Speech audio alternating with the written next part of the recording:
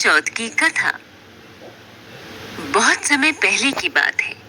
एक साहूकार के 7 बेटे और उनकी एक बहन करवा थी। सभी सातों भाई अपनी बहन से बहुत प्यार करते थे, यहाँ तक कि वे पहले उसे खाना खिलाते और बाद में स्वयं खाते थे। एक बार उनकी बहन ससुराल से मायके आई हुई थी। शाम को भाई जब अपना व्यापार व्यवसाय बंद करके घर आए तो देखा कि उनकी बहन बहुत व्याकुल थी। सभी भाई खाना खाने बैठे और अपनी बहन से भी खाने का आग्रह करने लगे, लेकिन बहन ने बताया कि उसका आज करवा चौथ का निर्जल व्रत है और वह खाना सिर्फ चंद्रमा को देखकर उसे अर्घ्य देकर ही खा सकती है। क्योंकि चंद्रमा अभी तक नहीं निकला है, इसलिए वह भूख प्यास से व्याकुल हो उठी है।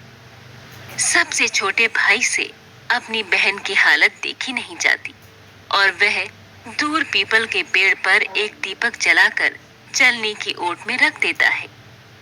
दूर से देखने पर ऐसा प्रतीत होता है कि जैसे चतुर्थी का चांद उदित हो रहा हो। इसके बाद भाई अपनी बहन को बताता है कि चांद निकल आया है, तुम उसे अर्घ देने के बाद भोजन कर सकती हो। बहन खुशी के मारे सीढ़ियों पर चढ़कर चांद को देखती है, उसे अर्घ देकर खाना खाने बैठ जाती है। वह पहला टुकड़ा मुंह में डालती है तो उसे छींक आ जाती है। दूसरा टुकड़ा डालती है तो उसमें बाल निकल आता है और जैसे ही तीसरा टुकड़ा मुंह में डालने की कोशिश करती है तो उसके पति की मृत्यु का समाचार उसे मिलता है। वह बौखला जाती है। उसकी भाभी उसे सच्चाई से अवगत कराती है कि उसके साथ ऐसा क्यों हुआ। करवा चौथ का व्रत गलत तरीके से टूटने के कारण देवता उससे नाराज हो गए हैं और उन्होंने ऐसा किया है। सच्चाई जानने के बाद करवा निश्चय करती है कि वह अपने पति का अंतिम संस्कार नहीं होने देगी और अपने सतीत्व से उन्हें पुनर्जीवन दिलाकर रहेगी। वह पूरे 1 साल तक अपने पति के शव के पास बैठी रहती है, उसकी देखभाल करती है। उसके ऊपर उगने वाली सुई नुमा घास को वह एकत्रित करती जाती है।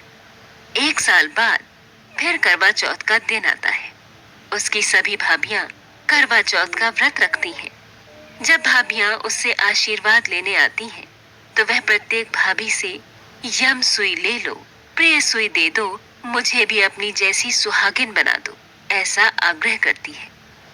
लेकिन हर बार भाभी उसे अगली भाभी से आग्रह करने का कहकर चली जाती है। इस प्रकार जब छठे नंबर की भाभी आती है तो करवा उससे भी यही बात दोहराती है।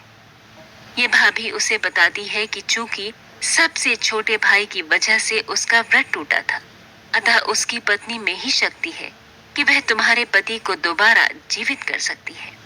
इसलिए जब वह आए तो तुम उसे पकड़ लेना और जब तक वह तुम्हारे पति को जिंदा न कर दे उसे नहीं छोड़ना। ऐसा कहकर वह चली जाती है। सबसे अंत में छोटी भाभी आती है। करवा उनसे भी सुहागिन बनने का आग्रह करती है, लेकिन वह टाल मटोली करने लगती है। इसे देख करवा उन्हें जोर से पकड़ लेती है और अपने सुहाग को जिंदा करने के लिए कहती है। भाभी उससे छुड़ाने के लिए नोचती है, खसूटती है, लेकिन करवा नहीं छोड़ती है। अंत में उसकी तपस्या को देखकर भाभी पसीज जाती है और अपनी छोटी अंगुली को चीरकर उसमें से अमृत उसके पति के मुंह में डाल देती है। करवा का पति तुरंत श्री गणेश कहता हुआ उठ बैठता है। इस प्रकार प्रभु कृपा से उसकी छोटी भाभी के माध्यम से करवा को